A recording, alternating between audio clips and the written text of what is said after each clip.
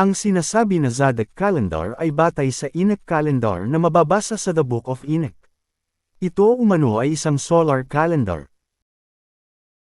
Nababanggit din ang ganitong klase ng calendar sa The Book of Jubilees kaya tinatawag din ito na Jubilee Calendar. Sa pagdudugtong-dugtong sa mga pangyayari at batayan na yan, at pagtatagpi-tagpi, ay nabuo ang tinatawag ngayon na Zodiac Calendar. Ito ay nag-uumpisa lagi ng taon sa Wednesday. Ang unang Wednesday pagkatapos ng Spring Equinox na nagaganap sa March 20th, at kung minsan ay 21st o 19th. Kaya laging fixed ang Sabbath nila at weekly cycle sa bawat taon. Hindi nagbabago kung anong araw o weekday ang mga kapistahan at kaganapan. Halimbawa, kung nat-apat sa Wednesday ang first day of the Feast of Unleavened Bread ay lagi na itong Wednesday sa kahit anong taon ayon sa Zodiac calendar nila. Ang Shabuot naman, o Pentecost, ay laging natatapat sa Sunday. Binubuo din ito ng 12 months na mayroong 30 days bawat isa. Nahahati ang bawat taon sa apat na Tekufet o ang tinatawag na seasons, ang Spring Equinox, Summer Solstice, Fall Equinox, at Winter Solstice. Kagaya ng quarter natin sa ngayon ay binubuo ng 3 months ang bawat quarter. Bawat end of season o quarter ay nagdadagdag ng 1 day o isang leap day. Kaya sa kabuuan ay 364 days bawat taon. Kaya, sa totoo lang, ay napakaganda ng Zodiac calendar nila, at napaka-convenient. Dahil dito kaya maraming nagsulputan ngayon ng mga Zodiac calendars at mga grupo na Zodiac calendar ang dala. Narito ang basic ng Zodiac calendar sa kabuuan. Ito ay purely solar year kaya napakadali at wala na kailangan pa na tingnan. Ang New Year ay laging Wednesday kaya consistent ang weekdays every year. Nag-uumpisa ang New Year makalipas ang Spring Equinox Day kaya buo na ang taon at hindi kulang na gaya ng iba. Dahil pareho lagi ang araw ng umpisa bawat taon kaya na-solve na nila ang problema sa paiba-iba na araw sa weekdays ng mga feasts. Ang Sabbath ay laging matatapat sa Saturday. Lahat ng araw ay parehong araw lagi sa weekdays sa bawat taon. Ang bawat month ay may 30 days at fixed kaya hindi na pagtatalunan kung mag-uumpisa na o magtatapos na ang month. Hindi na issue kung ang month ay may 29 days lang, at hindi na pagtatalunan kung dark moon, crescent moon, o full moon ang umpisa ng month.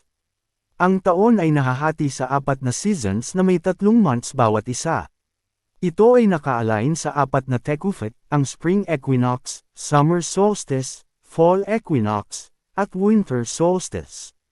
Na siyang nagdudulot ng 4 seasons sa lupa, ang Spring, Summer, Fall, and Winter. Isang leap day o extra day ang dinadagdag sa pagtatapos ng bawat quarter o every 3 months. Upang mabuo ang 364 days ng solar year ng Zodiac calendar. 12 months lang ang Zodiac calendar. Walang 13th month, kaya hindi na kailangan ng intercalation sa anumang taon. Sa kabuuan, ang Zodiac calendar ay isang solar calendar na may 364 days per solar year, 12 months na 30 days bawat isa, plus 4 days sa 4 na quarters, at may 52 weeks na fixed na weekdays. Almost perfect calendar na sana ito. Ang error number 1 ay ang Wednesday.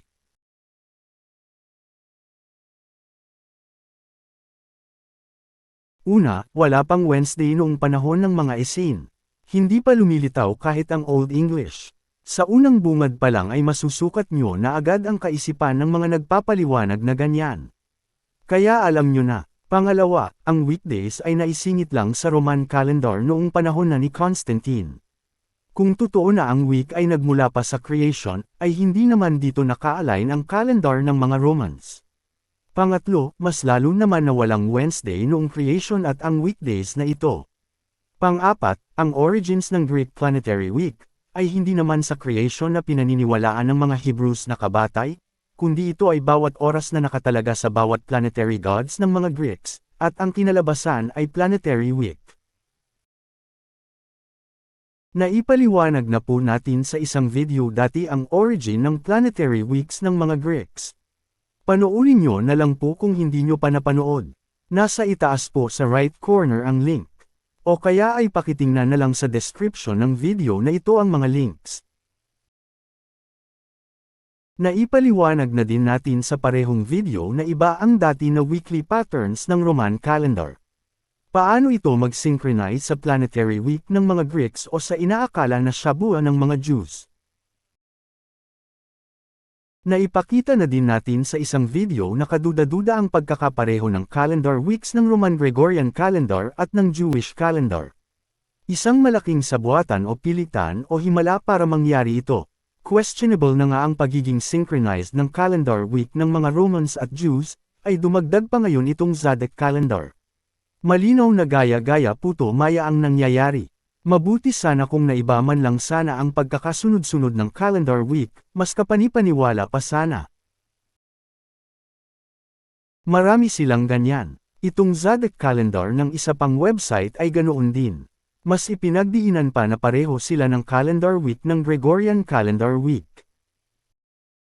Ang error number 2 ay ang turing nila sa spring equinox bilang nag-iisang batayan ng taon.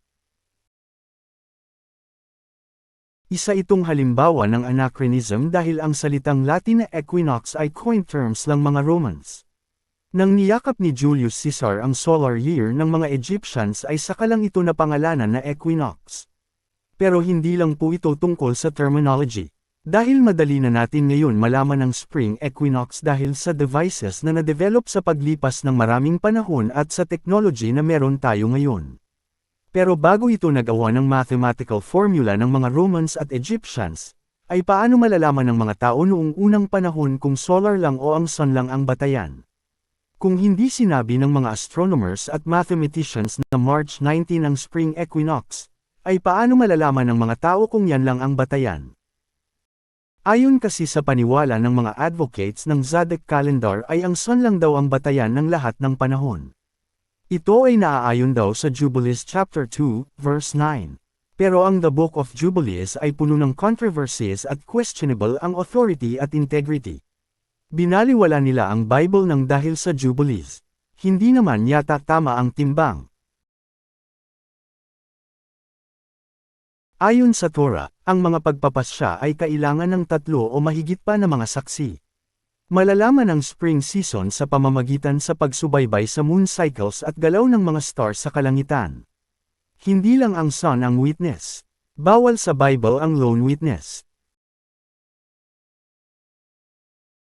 Hindi nila kinilala at pinahalagahan ang salita ng Elohim sa Torah. Ayon sa Genesis chapter 1, verses 14 to 16, ay 2 ang great lights na itinalaga ng Elohim bilang tanda ng mga takdang panahon, at kasama ang mga bituin. Ito ay 3 witnesses. Alam naman na nating lahat na ito ay sun, moon, and the stars. Hindi na po natin ipapaliwanag yan dito. Panoorin nyo na lang po ang playlists natin na Determining the Time series. Pero bakit equinox lang ang reference point nila? Ano ba ang dahilan? Bakit nila nasabi na ito ang katapusan ng taon? Dahil kaya sa equal day and night. Kaya ito tinawag ng equinox noong araw dahil sa akala ng mga tao noon na ito ang pantay ang haba ng oras ng araw at gabi kaya parang nakabuo na ng full circle ang isang taon. Pero alam na natin ngayon na hindi ang equinox day ang pinakapantay ang haba ng oras ng araw at gabi. Alam na natin ngayon na pinaka-equal day and night ay ang equinox day. Gaya ng naipaliwanag natin sa isang nakaraang video. Ngayong year 2024 ang spring equinox ay naganap noong March 11, 2024 sa ating bayan. Ito ay mas malapit sa 12 hours of day kaysa sa March 20 equinox. Dapat siguro ay ito ang batayan nila kung true equal day and night ang sign nila o reference point. Dapat lang din nila maunawaan na isang local event ang equinox. Kaya nga ito ay naganap noong March 16, 2024 sa Jerusalem, Israel. Ang error number 3 ng Zodiac calendar nila ay ang calendar date nito. Lalong-lalo na ang date ng spring equinox. Dito sa isang sample na kinuha natin mula sa isang grupo na inaasahan ng iba nating mga kababayan, Ang date ng spring equinox dito ngayong year 2024 na ginamit nila ay March 19, 2024. Halata na kung sino man ang gumawa nito ay nasa Western world at ang ginamit niya ay ang local time zone nila. Nakalimutan yata nila na ang equinox ay hindi isang local event kundi isang global event. Ibig sabihin ay simultaneous itong nagaganap sa buong mundo, anumang araw at oras sa kanya-kanyang lugar.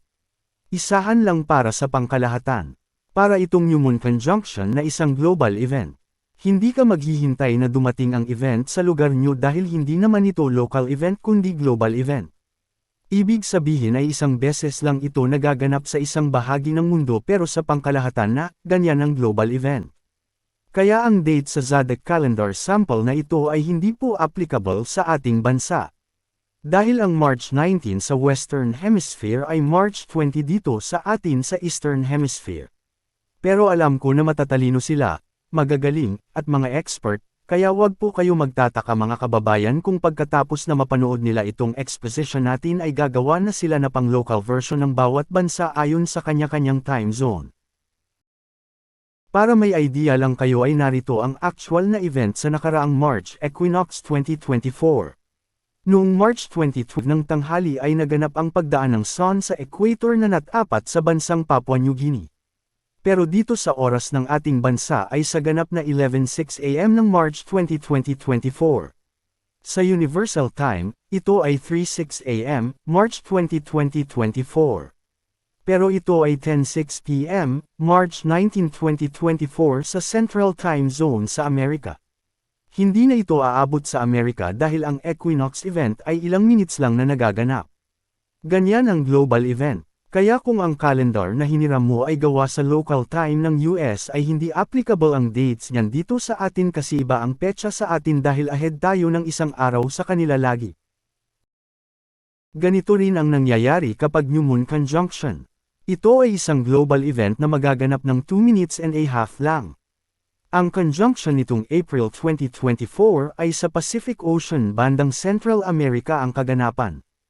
Ang pagtatapat ng Sun at Moon ang dahilan kaya may solar eclipse. Pero ang pagdilim ng araw ay kita din sa North America at Canada.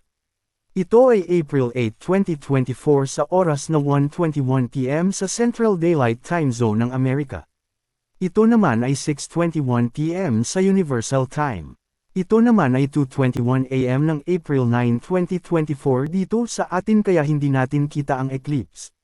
Ganito po ang global event kaya dapat ang calendar nakadesenyo para sa local time zone ng gagamit nito. Ang error number 4 ng Zodiac calendar nila ay ang New Year nito. Ang kanilang New Year ay first Wednesday after the spring equinox o March equinox. Maraming mali dito ang Zodiac calendar. Una, sabi nila kaya Wednesday silang nag-uumpisa ng taon dahil ito ang araw ng nilikha ang Sun, Moon, and the stars.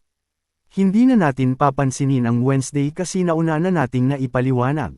Unawain na lang natin na ang ibig sabihin nila ay Day 4 o 4th Day of Creation. Mali po na pangunawa ito sa kasulatan. Ang Hebrew word na ginamit sa Genesis 1:16 na isinalin na made ay asa. Ang ibig sabihin niyan ay appoint or assign. Ang create sa Hebrew ay bara. Dati na pong may sun, moon, and stars dahil sa mga unang verses pa lang ay nalikha na sila. Dito sa verses 14 to 16 ay inappoint lang sila bilang tanda ng panahon.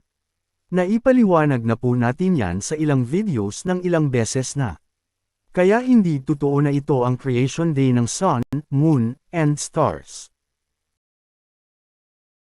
Pangalawa, hindi naman sa panahon ng spring equinox naganap ang creation kundi sa autumn equinox o fall season. Ang original first month ay ang 7th month na ngayon. Meron po tayong video tungkol dyan. Pangatlo, wala naman significance ang 4th day para gawing umpisa ng taon. Bukod sa wala naman instruction na ito ang umpisa ng taon. At wala naman natural order na magsasabi na ito ang umpisa ng taon. Hindi gaya ng sunrise na natural na nag-uumpisa ng umaga. Hindi gaya ng moon na may umpisa at katapusan kaya malalaman mo ang month. Ang mga stars, malalaman mo kung nakabuo na ng isang taon dahil bumabalik uli sila sa dating kinaroroonan sa kalangitan. Pero ang fourth day ay walang ganoon na pahiwatig. Kahit nga sa week na sinasabi nila hindi naman ito ang umpisa o katapusan, dahil ito ay nasa gitna. Hindi gaya ng Rosh Chodesh siyang unang araw, sa pagsikat ng araw. Kasunod nito ay ang pituhang bilang, patungo sa seventh-day Sabbath. Malinaw sa naunang verses ng Genesis na dati nang may liwanag na naghahati sa araw at gabi bago pa ang fourth day o ang sinasabi nila na Wednesday. Ang error number 5 ng Zodiac calendar nila ay ang kanilang month. Ang kanilang month ay hindi nababatay sa moon o lunar cycles. Ito ay nakabatay sa solar year o equinox kaya matatawag ang mga ito na solar months. Sa bawat pagtatapos ng 3 buwan ay nagdagdag sila ng isang araw o leap day. Dahil may 4 na quarters o seasons sa isang taon kaya ito ay 4 na araw bawat taon. Kaya sila nagdagdag ng 4 na araw ay para mabuo ang 364 days in a year. Ang madali nating mapapansin dito ay ito ay solution at hindi revelation. Halata na parang may ginawan lang sila ng solusyon sa isang umiiral na problema sa calendars noong panahon nila. Mas binaliwala nila ang mas maraming kasulatan, na revelation mula sa Elohim, na nagsasabi na ang buwan ang itinakda para sa mga seasons o kapanahunan at ang sun ay para sa araw o day. Ang Ecclesiasticus chapter 43, verses 68, ay nagpapatotoo na ang moon ang itinakda para sa mga seasons na itinakdang kapanahunan gaya ng mga takdang kapistahan ng Elohim. Sa katunayan ang month sa Hebrew ay tinawag ayon sa isang tawag sa Hebrew ng moon, ayon sa revelation ng kasulatang ito. Kaya binabaliwala ng Zodiac calendar ang ibang mga tanda sa kalangitan na itinalaga ng Elohim. Ang error number 6 ng Zodiac calendar nila ay ang 364 days ng kanilang solar year. Ang batayan daw niyan ay nasusulat sa The Book of Enoch at sa The Book of Jubilees. Pero kulang ito dahil ang actual solar year ay 365.25 days. Dahil ang Zodiac calendar year ay may 364 days lang kaya may kulang sila na 1.25 days bawat taon. Ibig sabihin ay every 24 years ay kulang na sila ng 30 days o katumbas ng 1 month. Ang totoo ay mababasa sa 2 Enoch chapter 14, verse 1, na ang isang taon ay mayroong 365 days and 1/4 day. Ito ang dahilan sa The Book of Enoch kung bakit kaduda-duda at hindi mapagkatiwalaan. Kasi ang ganitong calculations ay sobrang napaka-advance sa panahon ni Enoch. Imposible na galing sa anghel man o kalangitan man ang kaalaman na ito dahil paraan ito ng tao. Ang ibinigay ng kalangitan ay revelation at observation. Hindi calculation na gaya nito. Sobrang haba ng panahon bago nakuha ng mga mathematicians ang numero na ito. Kahit ang mathematics at numerical systems ay kailan lang naimbento. Nang inayos ang calendar noong panahon ni Constantine ay hindi pa naiimbento kahit ang number 0. Ang totoo ay kasama ang moon sa Enoch calendar. Kaya hindi natin alam kung saan nanggaling ang hugot ng ilan na purely solar lang daw ang Enoch calendar kaya ganoon sila sa Zodiac calendar nila. May pahiwatig din sa Enoch ng pangangailangan ng 13th month sa lunar year upang pumarehas sa solar year. Pansinin dyan na kasama ang stars sa pagdetermine ng year. Kaya saan galing ang paniniwala ng ilan na sun lang ang batayan at wala ng iba? Sa 2nd Enoch ay ipinapaliwanag din ang kulang na mga araw ng lunar year sa solar year. Kaya dapat ay may intercalation na gawin. Pero hindi ginagawa ng mga advocates at proponents ng Zodiac calendar. Kaya mawawala sila sa tamang panahon. Maliban na lang kung wala silang paninindigan sa kanilang pinaniniwalaan. Isang perversion ang ginawa nila sa mga kasulatan ng Book of Enoch. Pero baka naman iba lang ang interpretation at application ng iba. Baka naman sinasabi lang ng Book of Enoch ang magkakaibang haba ng taon. Dito ay sinasabi na ang lunar year ay may 354 days lang. Sa ibang bahagi ay sinasabi na ang stellar year o taon gamit ang mga stars ay inaabot ng 364 days lang. At sa ibang bahagi naman ay sinasabi na ang solar year ay may kabuuang 365 days and 1/4 day. Kaya ang pagsasama ng tatlong batayan na ito ay magbibigay ng perfect harmony sa timekeeping. Pero hindi sinunod at isa lang ang ginamit nilang batayan. Ang Book of Enoch ay pinaniniwalaan na naisulat mula noong year 300 BCE. Samantalang si Enoch ay nabuhay noong panahon na around year 3000 BCE. Dahil walang makuhang copies nito, at puro translated copies na lang na maraming magkakaibang version, kaya malaki ang posibilidad na marahil ay sinamantala ito ng ilang translators na isingit ang kanilang paniniwala. Ayon sa mga tagapagsuri ay ang karamihan sa nilalaman ng First Enoch ay nagmula na sa 1st to 3rd century CE. At ang Second Enoch naman ay ang pinakalumang translated copies ay mula sa 14th century CE. Yan po ang problema sa The Book of Enoch. At malamang yan din ang dahilan kung bakit hindi ito isinama sa kanan ng Bible ng parehong Jewish at Christians Bibles. Pero ang Book of Enoch ay pwede po natin gamitin kapag hindi ito salungat sa sinasabi ng Torah o Biblia. Kapag ito ay nakakatulong sa banal na kasulatan. Subalit kapag makakasira na sa Torah o Bible ay dyan po ang hangganan. Dahil kailangan mo nang mamili sa pagitan ng Bible at Book of Enoch. Kapag naniniwala ka sa Bible ay kailangan na manindigan ka para sa Bible.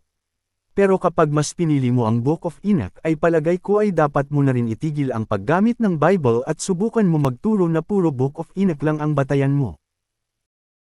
Ang error number 7 ng Zodiac calendar nila ay ang Saturday Shabbat nila. Mahigit 2 taon na ang nakakaraan ay may nag-comment sa isa sa mga videos natin na nagsasabi na Saturday pa rin ang Sabbath na sinusunod niya dahil yun ang nakita niya sa Zodiac calendar. Bawal po sa Torah na makasanayan na gamitin natin ang pangalan ng ibang Elohim. Ang Saturday po ay halo mula sa mga sinasamba ng mga pagano gaya nina Saturn at Sator. Kaya ang tawagin ng banal na araw ng pagsamba na pinabanal ng Elohim sa mga pangalan ng sinasamba ng mga pagano ay isang malaking paglabag sa Torah ng Elohim. Kaya yung sinabi niyang yun ang batayan kung bakit mali agad ang Zodiac calendar at mali ang Sabbath ng Zodiac calendar. Alam naman natin na mali ang Saturday Sabbath, at naipakita na natin yan sa ilang video sa mga nakaraan. Pero makikita yung Saturday sa kanilang calendar. Patunay na sumusunod sila sa pandarayan ng mga Greeks at Romans. Kahit naman hindi gumamit ng names ng Gregorian calendar weekdays, kagaya ng ginagawa ng ibang Zodiac calendars, ay ganoon pa rin naman. Ang March 23, 2024 na petsa ng Shabbat nila sa Zodiac calendar kapag tiningnan ang weekday ay Saturday pa rin naman nakatapat. Kahit ang 4th day ng Zodiac calendar week, kahit natawagin pa itong 4th day, pero ang weekday ng March 20, 2024 ay Wednesday. Parang naglolokohan lang po, di ba?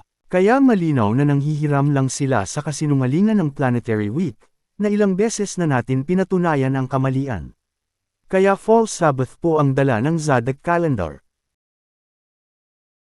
Ang kanilang Sabbath ay alipin pa rin ng man-made international dateline na 1800s lang naman na-establish. Kaya ang kanilang calendar ay man-made na rin. Malinaw pa yan sa sikat ng araw. Ang error number 8 ng Zodiac calendar nila ay ang kanilang calendar week. Ito ay dahil malinaw na sumusunod sa concept ng uninterruptible continuous weekly cycle. Makikita yan sa kanilang Zodiac calendar, na continuous ang weekly cycle nila. Nauumpisa ito sa Wednesday at nagtatapos sa Tuesday, at ganoon uli sa bawat taon. Kaya patuloy lang ang kanilang weekly cycle. Hindi po yan magtutugma sa sinasabi ng banal na kasulatan. Halimbawa, dito sa kanilang first month. Ang unang mali dito ay ang umpisa ng taon at buwan. Sa Wednesday sila nag-umpisa sa halip na sa New Moon Day. Kaya ang nangyari tuloy ay ang 15th day of the month nila ay hindi natapat sa full moon. At ang Passover at Feast of Unleavened Bread ay naging out of season. Ang pangalawa at pinakamalaking mali dito ay ang Shabbat. Ang 15th day of the first month ay High Sabbath o Double Sabbath dahil Sabbath ito ng first day of the feast at araw din dapat ng 7th day Sabbath. Pero teka, baka isipin nila na sinusukat ko sila ayon sa aking personal na paniniwala. kaya sige tingnan natin sa banal na kasulatan kung tutugma ang kanilang paniniwala at katuruan tungkol sa Sabbath at weekly cycle. Narito ang kanilang fixed second month. Ang 15th of the second month nila ay natapat sa Friday. Kaya ito ay the day before their Saturday o Shabbat nila. Ano ang sabi sa Bible tungkol sa second month na may kinalaman sa Sabbath? Ayon sa Exodus 16, verse 1, dumating sa wilderness of Sin ang Israelites sa 15th day of the second month. Nagreklamo sa gutom ang mga Israelites kaya sinabi sa kanila ng Elohim sa paglubog ng araw ay kakain sila ng karne at kinabukasan ay umpisa ng pagdating ng tinapay o mana. Ito ang pagbibigay ng mana at pagturo ng 7th day Sabbath sa Israel. Ang kinabukasan ay ang 16th day. Mula dito ay araw-araw na dumarating ang mana sa loob ng 6 na araw. Sa ika-6 na araw ay doble ang nakukuhang mana dahil kinabukasan ay ika-7 araw at Sabbath kaya walang darating na mana. Sa verse 23 ay sinabi na tomorrow is Sabbath. Kaya ang 22nd day of the second month sa pangyayari na ito sa Exodus ay Sabbath. Ngayon ang tanong ay, kung tama ang continuous weekly cycle ng Zodiac calendar at tama ang Saturday Sabbath nila, ay dapat ay umakma sana sa pangyayari na ito. Pero bakit hindi lumapat sa actual na Sabbath day sa Bible? Bakit ang 23rd day of the second month ang Sabbath nila? Malinaw na mali ang Saturday Sabbath na kanilang sinusundan at mali ang continuous weekly cycle at mas lalong mali ang Zodiac calendar nila. Dito lang, at kahit ito lang, ay tapos na ang boxing.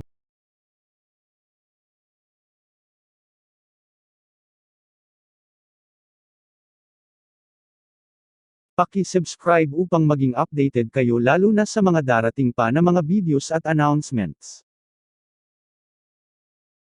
Kung inyo pong mamarapatin, ay bukod po sa pag-subscribe, ay paki-like po ang aming video kung inyong nagustuhan, at paki-suyo na rin po na e-share at huwag kalimutan na pindutin ang notification bell. Kung kayo po ay may katanungan, puna, at anumang concern ay paki-comment po sa ibaba.